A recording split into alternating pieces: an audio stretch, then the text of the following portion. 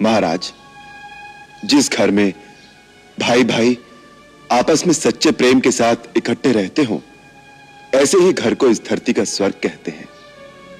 आप दोनों भाई इकट्ठे क्यों नहीं रह सके, ये बड़े दुख की बात है। आप दोनों में शत्रुता किस कारण हो गई, ये मैं जानना चाहता हूं। दो भाइयों के बीच में शत्रुता सचमुच बड़े शोक की बात है, परंतु बाली ने बहुत तिरस्कारपूर्ण बर्ताव मेरे साथ किया है। उसने लात मारकर मुझे राज्य से निकाल दिया। इतना ही नहीं, मेरी स्त्री को भी, जो मुझे प्राणों से भी अधिक प्रिय है, उसने छीन लिया।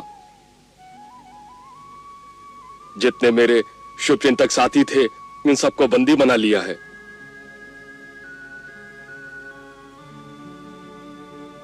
इन सब बातों की याद आते ही मेरी आत्मा में प्रतिशोध की ज्वाला धधकने लगती है। इस अंतर ज्वाला को शांत करो मित्र। यह ज्वाला तो केवल बाली के लहू से ही शांत हो सकती है राघव, क्योंकि यदि मैं हृदय की इस दहकती हुई आग को शांत करने की बात कभी सोचता भी हूं, तो बाली सोचने नहीं देता। वह मुझे और मेरे साथियों को जान से मारने के लिए किसी न किसी को यहाँ भेजता ही रहता है। इसीलिए हम सब उसके त्रास में रहते हैं।